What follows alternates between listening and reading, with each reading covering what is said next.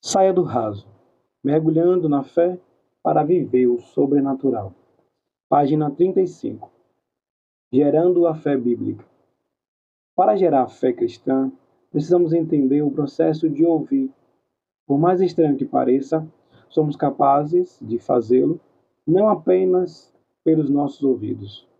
Quando falamos do ato de ouvir, a que a Bíblia se refere, precisamos levar em conta a forma como recebemos informações. Nesse sentido, o paladar capta a informação do salgado e do doce. O tato recebe a informação do quente e do frio. O olfato do mau odor ou do perfume. Desse modo, somos captadores de informações e este é o processo ininterrupto e inerente ao homem. Quando a informação é captada pelos 5 sentidos físicos, ela então é conferida com um registro interno que a pessoa já possui. Temos, por exemplo, a referência de que o leão é um animal perigoso. Por isso, se a nossa visão perceber um leão se aproximando, teremos medo. Contudo, se esse animal se aproximar de um domador de leões experiente, que tem um registro de como lidar com ele, o medo será controlado e dará espaço para um comportamento mais sereno se manifestar. O ato de ouvir, capaz de nos levar a um comportamento, vem por meio da captação da informação somada ao que está depositado dentro de nós. Portanto, quando pensamos que o ouvir vem apenas pelos ouvidos, ficamos muito limitados. Repare que Golias falou com Davi, mas os gigantes da terra prometida não confrontaram os 12 espias. Eles apenas viram os gigantes e processaram isso como um registro de medo e de inferioridade. Os olhos captaram a informação e fez com que eles acreditassem que eram incapazes como gafanhotos.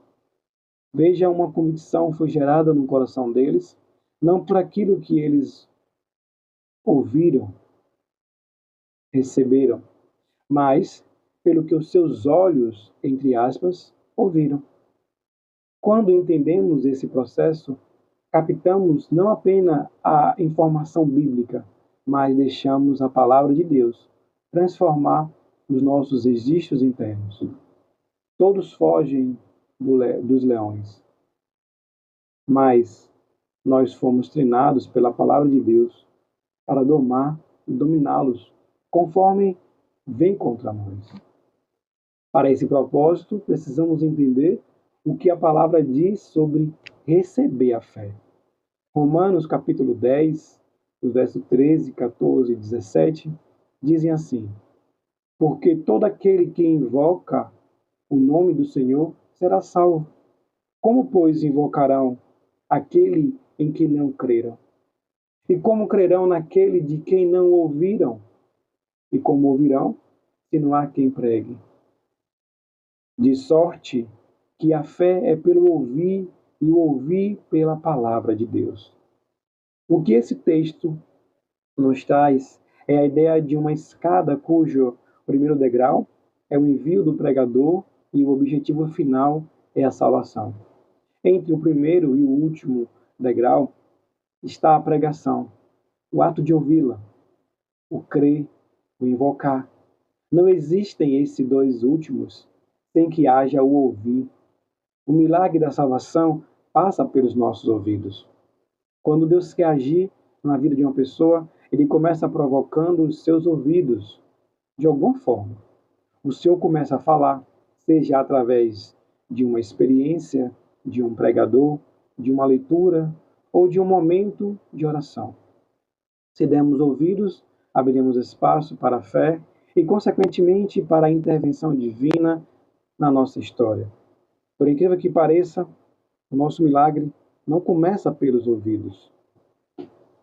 Assim, à luz do texto bíblico, podemos afirmar que as causas para a incredulidade são nunca ter ouvido a verdade ou ouvir e rejeitá-la, Se é pela palavra de Deus que alguém recebe a fé, a falta dela mantém a pessoa em uma condição de incredulidade por ignorância. Porém, o ouvir e rejeitar é a razão mais frequente para a impiedade em nossa sociedade. Muitos recebem, mas desprezam o que ouviram. Exemplo disso é quando o Senhor Jesus foi em sua cidade natal, as pessoas ouviram a sua pregação, todavia, observe como o texto bíblico descreve a reação que eles tiveram. Mateus capítulo 6, verso 2 a 6. E chegando o sábado, começou a ensinar na sinagoga, e muitos ouvindo se admiravam, dizendo: de onde lhe vêm essas coisas? E que sabedoria é essa que lhe foi dada? E como se fazem tais maravilhas por suas mãos? Não é este o carpinteiro, filho de Maria, irmão de Tiago, de José, e de Judas e de Simão? E não estão aqui conosco suas irmãs? E escandalizavam-se nele. E Jesus lhe dizia: não há profeta sem honra, senão na sua pátria, entre os seus parentes e na sua casa. E não podia fazer ali nenhuma outra obra. Somente curou alguns poucos enfermos, impondo-lhe as mãos, e estava admirado da incredulidade deles. Os nazarenos ouviram a mensagem de Jesus, mas desprezaram-na, por não estarem familiarizados com ele. O Senhor ficou admirado com a incredulidade deles, e por isso não pôde fazer nenhum milagre ali. O mais impressionante é que quem estava pregando não era um homem comum. O pregador era o próprio Verbo que se fez carne. Nele havia abundância de unção, autoridade, poder e amor. Sua mensagem era clara e cheia de sinais. Portanto, a razão para a incredulidade em nenhum momento pode ser atribuída ao Mestre. Foram os próprios nazarenos que tamparam seus ouvidos. Isso resultou no impedimento da manifestação do sobrenatural naquele lugar. Hebreus capítulo 3, verso 19 e o 4, verso 2 vai dizer assim: e vemos que não puderam entrar por causa da sua incredulidade. Porque também a nós foram pregadas as boas novas, como a eles, mas a palavra da pregação nada lhe aproveitou, porquanto não estava misturada com a fé naqueles que a ouviram. Mas os nazarenos não foram os únicos que, mesmo tendo ouvido, não creram. O escritor de Hebreus faz referência ao povo de Israel, que não entrou em Canaã por causa da incredulidade.